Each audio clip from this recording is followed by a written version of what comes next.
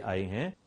नमस्कार, स्वागत है आपका बुलेटिन में। मैं हूं आपके साथ रागिनी सिंह राठौर। रुक करते हैं बिहार झारखंड की बड़ी खबरों का। खबर जमशेदपुर से है, जहां सड़क दुर्घटनाओं में काफी बढ़ोतरी हो रही है। इस स्थिति को देखते हुए जिले के एसएसपी के निर्देश पर टैल्को और बर्मा माइंस थाना क्षेत्र में विशेष सघन जांच अभियान चलाकर वाहनों को चिन्हित किया गया।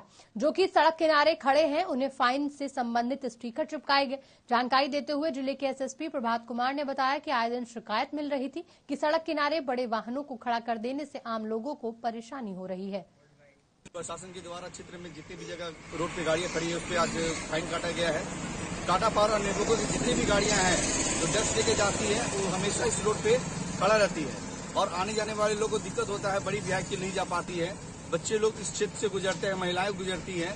रात्रि में जो पाथ बनाया गया, वो पाथ गाड़ी खड़ा करने से उनकी वजह से छुप जाता है। असामाजिक तत्व यहाँ पे गांजा, ब्राउन शुगर भी लेते हैं और देखते हैं कि जो ड्राइवर है वो भी नशा के पदार्थ यहाँ पे यूज करते हैं। तो हम लोगों ने कई बार लिखित दिया, विगत 15-20 सालों से इस जगह पे गाड़ी खड़ा की जाती है और यहाँ पे छिनतई चोरी हमेशा होता है। तो प्रशासन के द्वारा एक मुहिम चलाकर क्षेत्र को जागरूक किया गया कि आप रोड पे गाड़ी ना खड़ा करें और कंपनी को बताया गया कि भैया इस जगह से आप हटा के गाड़ी अपना पार्किंग व्यवस्था में खड़ा कराएं, अन्यथा यहाँ पे जितनी भी गाड़ी खड़ा होगी।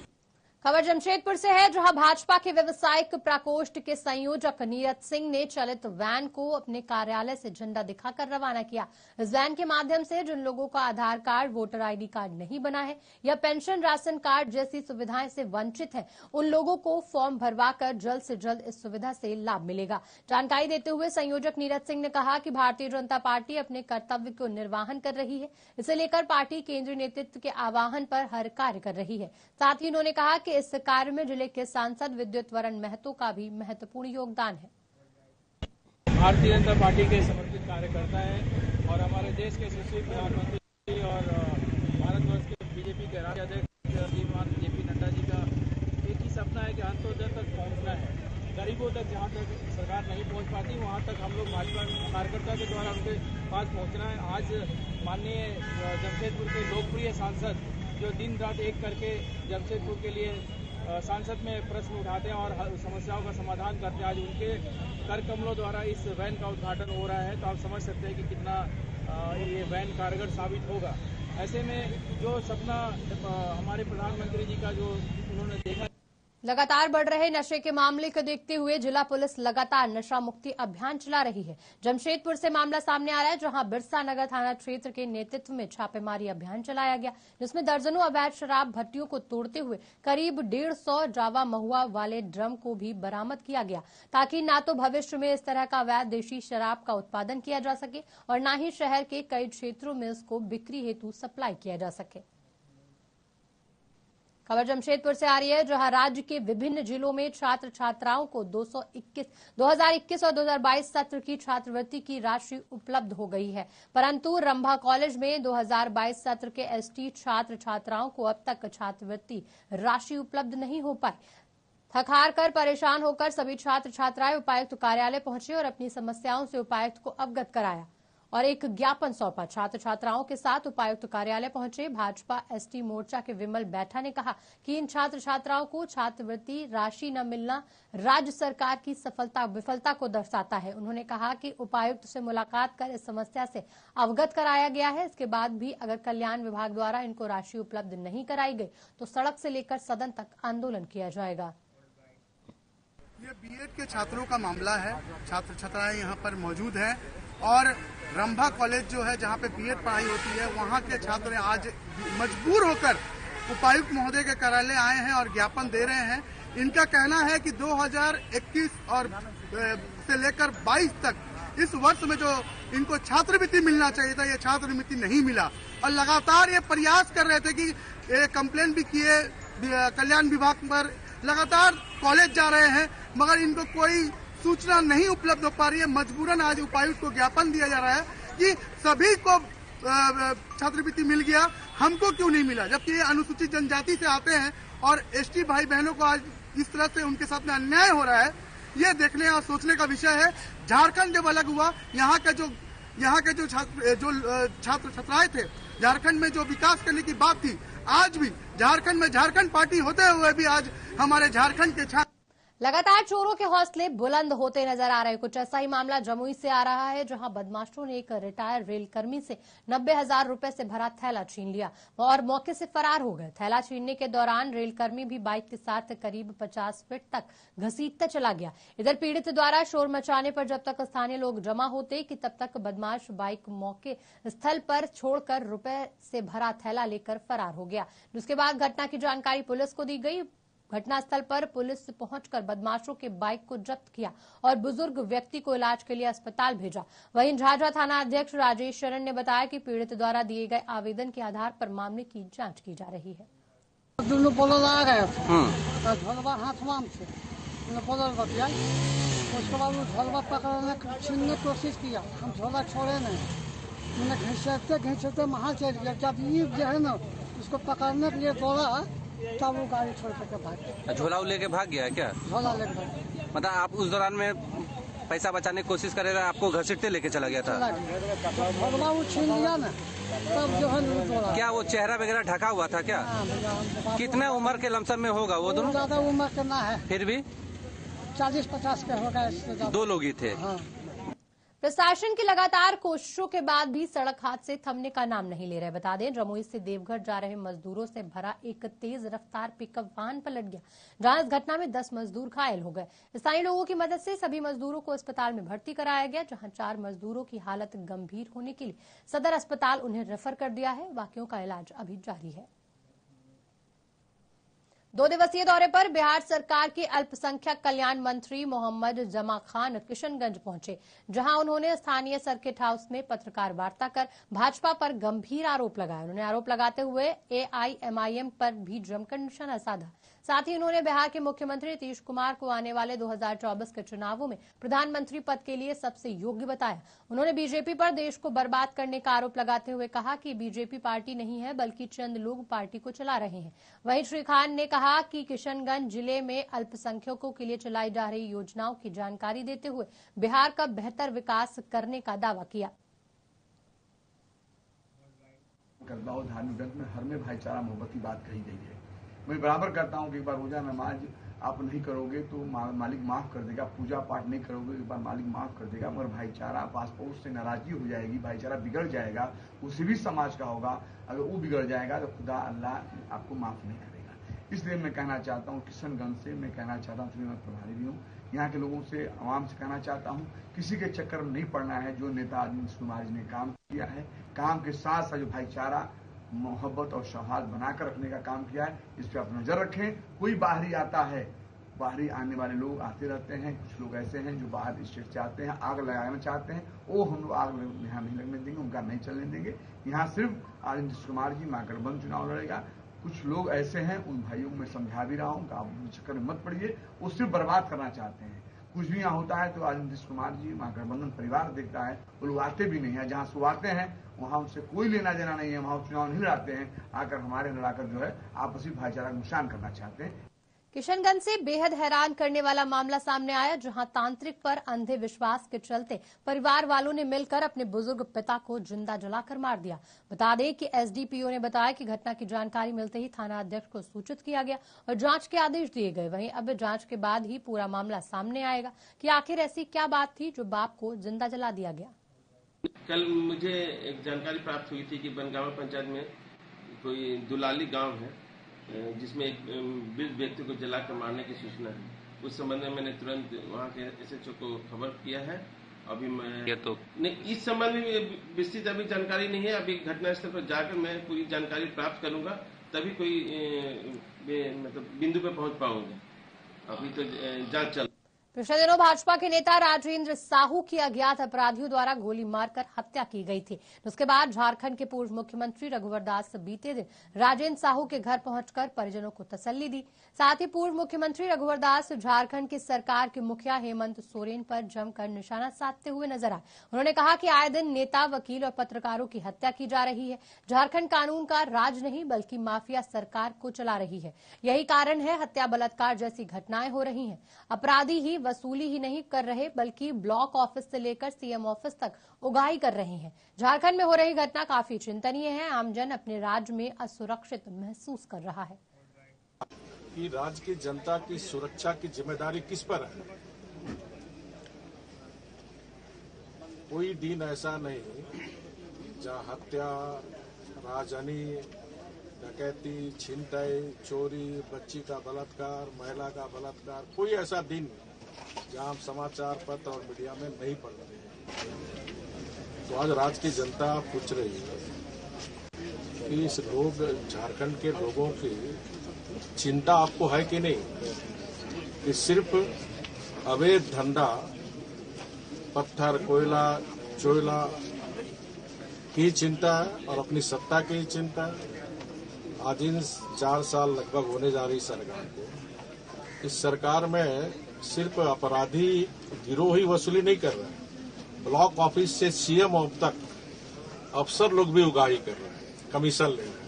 और यही कारण है कि इनके मुख्यमंत्री के प्रतिनिधि सहित राज्य के बड़े बड़े आईएएस आज जेल। पुलिस को उस समय बड़ी सफलता मिली जब नक्सली संगठन झारखंड क्रांति मोर्चा के नक्सली किसी बड़ी घटना को अंजाम देने की फिराक में थे।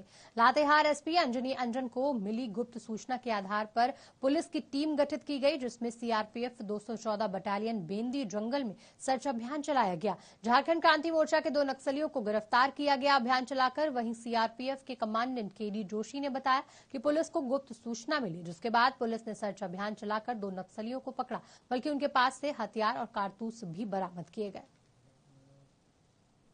बिहार के मोतिहारी से सामने आ रही एक बड़ी खबर, जहां एक कलयुगी बेटे ने ही अपने बाप की हत्या कर दी। बताया जा रहा है कि घटना को अंजाम देने के बाद आरोपी पुत्र फरार हो गया।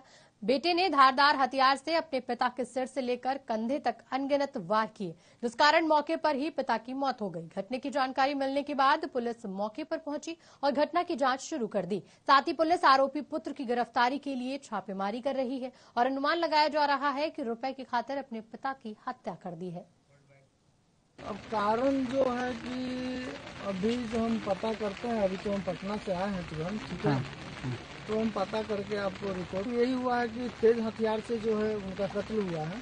तो कत्ल करने के समय में 2-3 आदमी का जो है ये था, क्योंकि मेरा भाई जो फ्रंट पे था, मतलब यहाँ, और बाहर में जो पिताजी जिसका मृतक के बेटा पुत्र के अमित कुमार की तरफ बताया गया, उसके बड़े भाई के द्वारा धारदार हथियार से मारकर हत्यारा का नाम अभी ओपन नहीं, भाई नहीं बता रहा है। हम छापेमारी कर रहे हैं। अच्छा, अभी नाम नहीं बता रहा है। अच्छा, अमित कुमार अभी नाम नहीं बता रहा, सिर्फ कर रहा है कि गिरफ्तारी कीजिए। हम लोग गिरफ्तारी में छापेमारी कर। मुजफ्फरनगर में बढ़ते अपराध और शहर की बेटियों को न्याय दिलाने की मांग को लेकर जाप के आह्वान पर विभिन्न सामाजिक संगठनों ने चक्का जाम किया। बता दें कि सूबे की सरकार और पुलिस प्रशासन के खिलाफ लोग सड़कों पर उतरे हैं। आपको बता दें कि जन अधिकार पार्टी द्वारा मुजफ्फरपुर बंदी के पूर्व संध्या पर पूरे शहर में विशाल जुलूस निकालकर शहरवासियों से बंदी में समर्थन मांगा गया। इस बंदी में कई सामाजिक संगठनों ने अपना समर्थन दिया और आज लोग सड़कों पर उतर आए हैं। गरीब जनता पार्टी के संयोजक विकास कृष्ण कावी ने कहा कि जिले में बढ़ते अपराध और शहर की बेटियों को न्याय दिलाने के लिए बंदी का कार्यक्रम रखा गया है। 2 साल से और प्रशासन इसको खोज के लाने में नाकाम है। प्रशासन केवल आम जनता के साथ गुंडाई बतियाती है, केवल घूसखोरी करती है, घूस लेकर काम करती है, केवल जनता को सताने के लिए प्रशासन है। आराम से तो नहीं।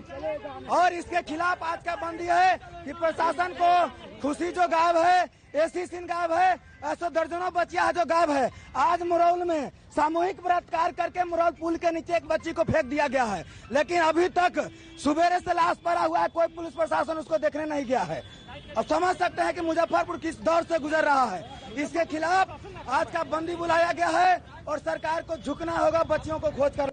बिहार थाना क्षेत्र इलाके में पुलिस ने महिला का शव बरामद किया। महिला की पहचान ललित देवी के रूप में हुई। वहीं आपको बता दें, इस घटना के बाद ससुराल पक्ष और मायके पक्ष के बीच आरोप प्रत्यारोप का दौर जारी है। मृतका के परिजनों का आरोप है कि ललिता देवी पिछले 4 दिनों से बड़ी पहाड़ी इलाके से गायब थी, जिसका शव पुलिस ने बरामद किया। इस घटना के पीछे पति के ऊपर पत्नी की गला घोंटकर हत्या करने का आरोप लगाया जा रहा है। वहीं मृतका के पति ने कहा कि उसकी पत्नी का कुछ महीने पहले पाइप सर पर गिर गया था, जिसके कारण थोड़ी बहुत मानसिक रूप से विक्षिप्त थी और अक्सर घर से बाहर चली जाती थी। फिलहाल पुलिस दोनों बिंदुओं पर जांच कर रही है। दावा चला तो कुछ ठीक रहा, चल ठीक हो गया, समझे, कहीं की हमको कोई दिक्कत नहीं है। उसके बाद फिर बीच में ही साल 6 महीना के अंदर इसको कहिश कीजिए, हमारा देखें दर्द कर रहा था, जाके पावापुरी यहाँ आयुर्वेदिक संस्था जो वहाँ इलाज कराए, वहाँ CT एक्सरे कराए, वहाँ भी कुछ नहीं निकला। दवा ववा खाई थोड़ा बहुत, उसके बाद दवा भी छोड़ दी, ठीक हो गया। लास्ट तो एकदम बुरी तरह स्थिति में है, ऐसा तो हम कभी देखे नहीं है। हमको तो लगता है क्या कुछ समझ में नहीं आ रहा। हमको उससे लगता है कि आप उसी का परिवार मार के फेंक दिया गया है सर, और उसी से सूचना कर दिया गया हम लोग को कि घर से बाहर निकल गया है। हम लोग स्थिति शांत थे सर, उसी में बगल वाला कोई आदमी भैंस चरा रहा था उसी हंडर में, तो उसको सूचना दिया कि यहाँ पे एगो लाश बिगा हुआ है। तो हम लोग देखें कि तब जाके हम लोग पहचाने कि नहीं मेरा दीदी है। ये सब हम लोग दिए हैं परिवार लोग की, मेरा परिवार भुला गया है। 3-4 जिंदा होगा, 3-4 दिन हम लोग खोजे, पूरा बाढ़ गए, राजगीर गए, हम वहाँ मोकामा तक। उप मुखिया के खिलाफ अविश्वास मत प्रस्ताव लाने के लिए 10 वार्ड सदस्यों ने निर्वाची पदाधिकारी को आवेदन दिया। बता दें, वार्ड सदस्यों का कहना है कि जिस आशा और उम्मीद के साथ हम लोगों ने सुखतारा बीवी को एक मत होकर उप मुखिया बनाया था, उस आशा और उम्मीद का विपरीत काम किया जा रहा है, जिस कारण कुल 14 वार्ड सदस्य में से 10 वार्ड सदस्य ने निर्वाची पदाधिकारी के समक्ष लिखित आवेदन के माध्यम से उप मुखिया पद से हटाने के लिए अविश्वास मत प्रस्ताव पारित करने का अनुरोध किया है। प्रखंड विकास पदाधिकारी सह नवनिर्वाचित पदाधिकारी ने कहा कि मानिकपुरा पंचायत के उप मुखिया के खिलाफ 10 वार्ड सदस्यों के आवेदन प्राप्त हुए हैं, विधि सम्मत कार्रवाई करने की बात कही गई है। शिकायत मतलब कि जिस तरह जो हम लोग काम बोला गया था कि इस तरह करेंगे, मीटिंग भी सकते, तो इस तरह कुछ नहीं कर रहा है, कुछ बोल ही नहीं रहा है। हम लोग कुछ नहीं बोल रहा है, क्या काम है, क्या कितना काम पंचायत में आया है कि नहीं आया, कुछ नहीं बोल रहा है, कुछ खबर तक नहीं दे रहा है। इसलिए हम लोग बोल रहे हैं कि चेंज कर। वार्ड सदस्य हैं, उसमें से 10 वार्ड सदस्यों का एक लिखित आवेदन आया है, और वो वार्ड सदस्य भी लोग आए थे कि उप मुखिया के खिलाफ में अविश्वास प्रस्ताव पारित करने के लिए और उसको पद से हटाने के लिए एक आवेदन पत्र आया है, जिसमें से 14 में से 10 वार्ड सदस्यों का हस्ताक्षर है। तो उसका हमें आवेदन प्राप्त होगा है, और इसके आलोक में जो नियम सम्मत है वो हम लोग। खबर पाकुड़ से है, जहां के जाने माने समाज सेवी लुत्फ उल हक ने अपने पड़ोसी बादल शाह पर साजिशन, फंसाने और जान से मारने की धमकी का आरोप लगाया। जानकारी के मुताबिक शिकायतकर्ता ने बताया कि उसे बादल शाह जान से मारने की धमकी दे रहा है, साथ ही मेरे द्वारा रेलवे स्टेशन पर बीते 3 महीने से गरीबों को निःशुल्क खाना खिलाने का काम किया जा रहा है, जिसको लेकर बादल ने भोजन में जहर डालकर फंसाने की कोशिश की। हम लिख के दिए कि आगे बादल साहब को धमकी देता, मारने का धमकी देता, गोली मार देंगे, खाना में जहर दे देंगे, तुमको फंसा देंगे। कोशिश भी किया था, एक दिन जहर देने की कोशिश भी किया था, तो किसी तरह उसको भगा दिया। मतलब खाना जो दे रहे हैं, और उसके से जो खाना दूसरा भी हम बोले थे बन रहा है, खाना गरीबों को बांट रहा है, उस गरीब को मारने के लिए कोशिश कर रहा है। जब जहर देकर मारेंगे, कुत्तों को फंसा देंगे, ये सब तो गुंडागर्दी करके रखा है। भाजपा के प्रदेश अध्यक्ष सम्राट चौधरी ने मुख्यमंत्री नीतीश कुमार पर तंज कसा। बता दें, नीतीश कुमार 2 दिन दिवसीय दौरे पर दिल्ली पहुंचे थे, जहां मुख्यमंत्री अरविंद केजरीवाल और कांग्रेस के राष्ट्रीय अध्यक्ष मल्लिकार्जुन खड़गे से मुलाकात की, लेकिन दोनों को समय न देने की वजह से नीतीश वापस बिहार आ गए। वहीं सम्राट चौधरी ने उन्हें आरोप लगाया कि मुख्यमंत्री जो बोलते हैं वो करते नहीं है। साथ ही शिक्षकों को बोरा बेचने के मामले को लेकर भी उन्होंने सवाल उठाए। किसी ने टाइम नहीं दिया होगा नीतीश कुमार जी को। नीतीश जी अपने पॉलिटिक्स के लिए दिल्ली गए हो, किसी भी गठबंधन के लोगों ने इनको भाव ही नहीं दिया, और ये टाइम मांगते रह गए, इनको मिला ही नहीं। अब नीतीश कुमार जी की राजनीतिक हैसियत क्या रह गई है देश में, ये देश के गठबंधन के लोग जानते हैं।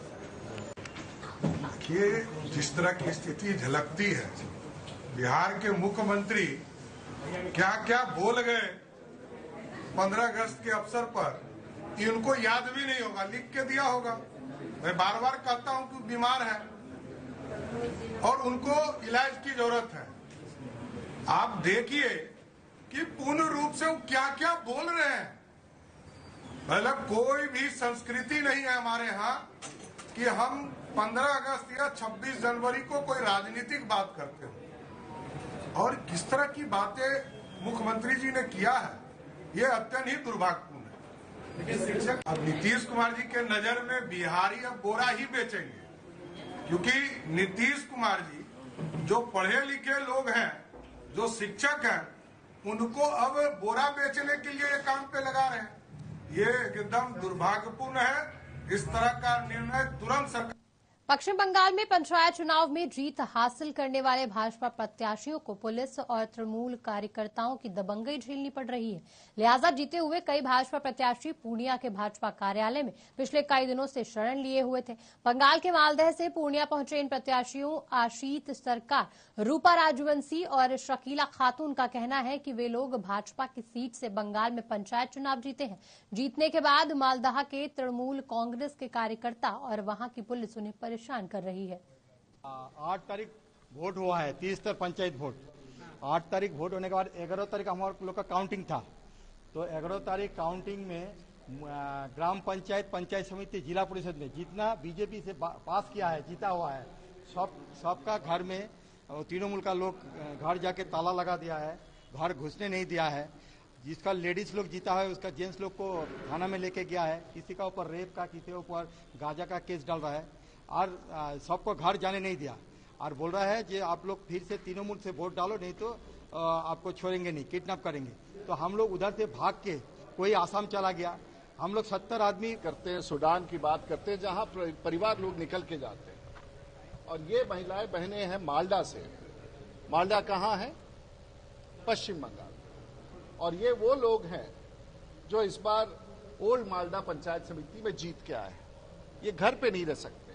हमारे साथ यहाँ विनोली टुडू हैं, हमारे बीच में स्मृति मुर्मू है, पीछे की तरफ बैठी हुई है, हमारे बीच में राजवंशी सरकार है, हमारे बीच में प्रतिमा राजपुरा है, और ये छोटे छोटे बच्चे भी हैं, और सरकार साहब हमारे साथ बैठे हुए हैं। ये सब अपना घर छोड़ करके पश्चिम बंगाल से बिहार के पूर्णिया में आके छिपे हुए हैं। क्यों भाई?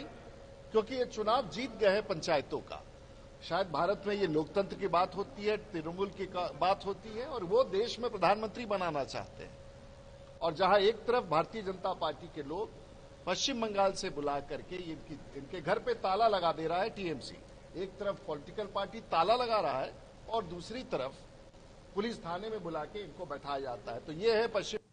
राजधानी रांची के कचहरी रोड स्थित सर्किट हाउस में अचानक आग लगने से अफरा तफरी मच गई। स्थानीय लोगों ने बताया कि कमरा नंबर 112 से धुआं निकल रहा था। इसके बाद लाइट का मेन स्विच काटा गया, जिसके बाद ही जोरों की आवाज हुई, जिसको लेकर आशंका जताई गई कि एसी फट गया है। उसके बाद कमरे से गेस्ट को आनन फानन में बाहर निकाला गया। तब तक आग भयावह रूप धारण कर चुकी थी। वहीं सर्किट हाउस में आग की सूचना फायर ब्रिगेड को दी गई। हालांकि इससे पहले ही सर्किट हाउस के स्टाफ द्वारा आग बुझाने का प्रयास जारी कर दिया गया था, लेकिन आग की लपटें लगातार बढ़ती जा रही थी। फायर ब्रिगेड की टीम आग पर काबू पा चुकी है। 12-12:15 बजे के आसपास में हम यहाँ से निकल रहे थे, हमारे गेस्ट यहाँ पे ठहरे हुए थे, तो हमने देखा एक थोड़ा धुआं 112 नंबर से निकल रहा था। हमने जाके रिसेप्शन में बोला कि भाई साहब यहाँ पे धुआं है। उन लोगों ने आया और मेन स्विच को ऑफ किया। उसके बाद हम लोग जैसे इधर आए तो एक आवाज़ निकली बहुत जोरों से। हम लोग को एहसास हुआ कि एसी फटा सा है। तब तक हम लोगों ने गेस्ट को बोला कि आप बाहर निकलो। तो बाहर हम लोग इस खिड़की से बाहर निकले और तब तक आग पकड़ चुकी थी 112 में। वो लोग आए, रूम को खोले, तब तक आग लग चुकी थी और ये हम लोग तो निकले, फिर ऊपर में कुछ लोग फंसे रहे। खबर सासाराम से है, जहां बिहार प्रदेश माध्यमिक शिक्षा कर्मचारी संघ ने आज धरना दिया। लोगों का कहना है कि कुल 715 स्वीकृत और स्थापना के अनुमति प्राप्त माध्यमिक विद्यालयों के संकल्प के आधार पर दिए जाने वाला अनुदान पिछले 11 सालों से बकाया है। माध्यमिक विद्यालयों की जांच करवाई जा रही है। ऐसे में शिक्षकों की मांग है कि पिछले 11 सालों से जो बकाया अनुदान है उसका भुगतान किया जाए, अन्यथा शिक्षक और शिक्षक कर्मी जांच टीम को अपने विद्यालय में प्रवेश नहीं कर देंगे। इन लोगों ने अपने 3 सूत्री मांगों को ज्ञापन जिला अधिकारी को भी सौंपे। हमारा बिहार प्रदेश माध्यमिक शिक्षक कर्मचारी महासंघ के आह्वान पर 38 जिला में आज धरना का कार्यक्रम चल रहा है। 11 वर्ष का अनुदान इन विद्यालयों के बाकी है। 715 विद्यालय सूबे बिहार में हैं जो अनुदान प्राप्त करते हैं। 538 संकल्प संख्या के तहत हम लोगों का अनुदान मिलना शुरू हो गया। अब ऊपर से बिहार विद्यालय परीक्षा समिति की नियमावली 11 संशोधित 13 संशोधित 19 हम पर थोप करके जांच कर रहे हैं। जांच करे सबको मतलब नहीं है, लेकिन पहले 11 वर्षों के अनुदान का भुगतान तो करे। यदि हमारा 11 वर्षों का अनुदान का भुगतान नहीं होता है, हम विद्यालय में जांच दल को प्रवेश नहीं करने देंगे, और यदि इसका निराकरण नहीं होता है तो हम अपने आंदोलन को उसकी। क्या नाम है सर आपका? मेरा नाम रामनरेश पांडे, प्रदेश अध्यक्ष बिहार प्रदेश। फिलहाल बुलेटिन में इतना ही, मुझे दीजिए इजाजत, नमस्कार।